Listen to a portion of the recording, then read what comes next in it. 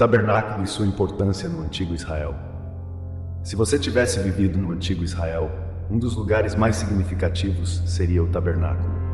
O tabernáculo era uma tenda sagrada que os israelitas levavam consigo durante suas jornadas em direção à terra prometida. Este local era sagrado porque simbolizava a presença divina de Deus na terra. O tabernáculo possuía um design específico que destacava sua importância. Havia um pátio externo, seguido por uma sala de entrada que levava ao coração do tabernáculo, o Santo dos Santos, também conhecido como a Sala do Trono de Deus. Este espaço era guardado por querubins, criaturas celestiais híbridas. Quanto mais próximo ao centro, mais sagrado era o espaço. Os indivíduos que serviam no tabernáculo eram chamados de sacerdotes.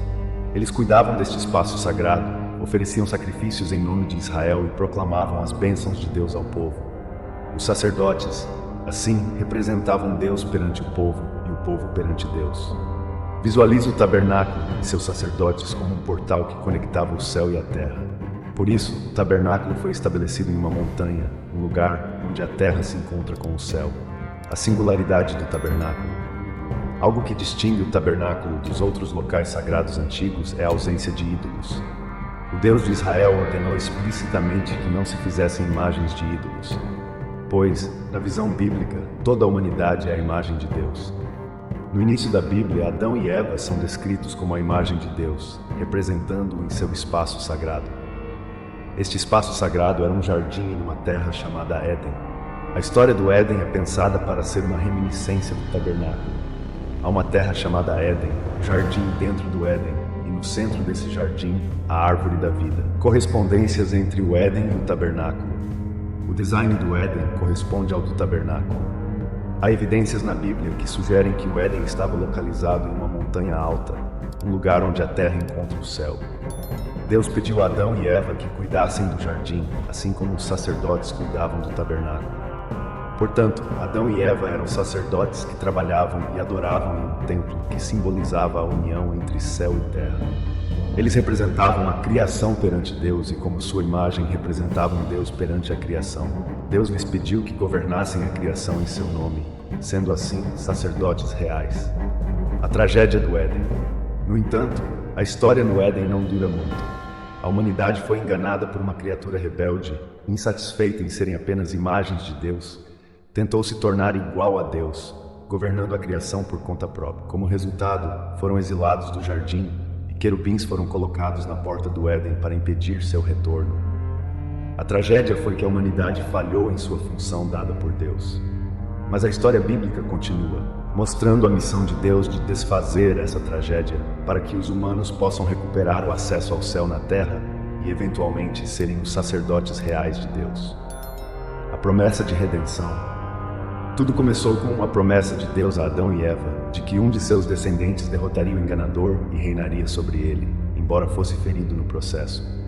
Este descendente restauraria a bênção de Deus, sacrificando sua própria vida.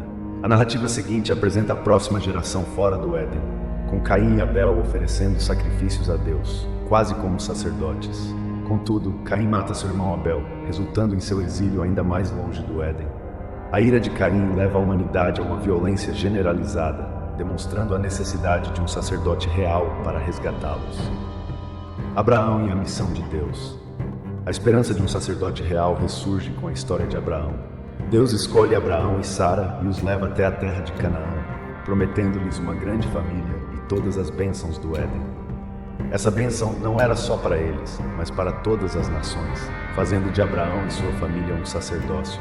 Abraão não era o sacerdote real, mas ele encontra Melquisedeque, um rei e sacerdote que serve ao mesmo Deus. Melquisedeque abençoa Abraão e este lhe dá 1/10 de tudo o que possui, demonstrando um respeito pelo sacerdócio que antecede os sacerdotes de Israel. O desafio de Abraão. Abraão e Sara enfrentam dificuldades para ter filhos, mas Deus finalmente lhes dá Isaque. Contudo, Deus pede a Abraão que sacrifique Isaque como um teste de fé. No último momento, Deus impede o sacrifício e provê um carneiro como substituto.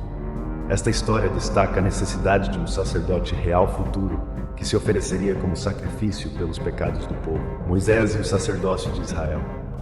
O próximo grande líder é Moisés, que liberta os israelitas da escravidão no Egito e os leva ao Monte Sinai. onde Deus convida todo o povo a se tornarem um reino de sacerdotes. Moisés vê o templo celestial e recebe instruções para construir o tabernáculo. Contudo, os primeiros sacerdotes, Arão e seus filhos, falham em suas funções. Arão, por exemplo, desvia o povo, levando-os a criar um ídolo. Mesmo assim, o sacerdócio de Arão é estabelecido, mas suas falhas levam à reflexão sobre a necessidade de um sacerdócio diferente, mais parecido com Moisés, que se ofereceu como sacrifício pelos pecados do povo. Essa expectativa culmina na figura de Jesus. Ele se apresenta como o sacerdote real prometido, perdoando pecados e curando pessoas, funções dos sacerdotes do templo. Ele desafia a autoridade dos sacerdotes de Jerusalém e é condenado à morte. Jesus, porém, oferece sua vida como sacrifício, rasgando o véu do templo e permitindo que a presença de Deus se espalhe. Ressuscitando, ele envia seus seguidores para compartilhar a mensagem de que ele é o rei e sacerdote que restaurará as bênçãos do Éden. Conclusão: Davi e a promessa de um rei sacerdote. Finalmente chegamos a Davi, que se torna rei e estabelece Jerusalém como a capital. Ele traz o tabernáculo para a cidade, atuando como um sacerdote ao oferecer sacrifícios e abençoar o povo. Deus promete que um descendente de Davi reinará para sempre e construirá um novo Éden.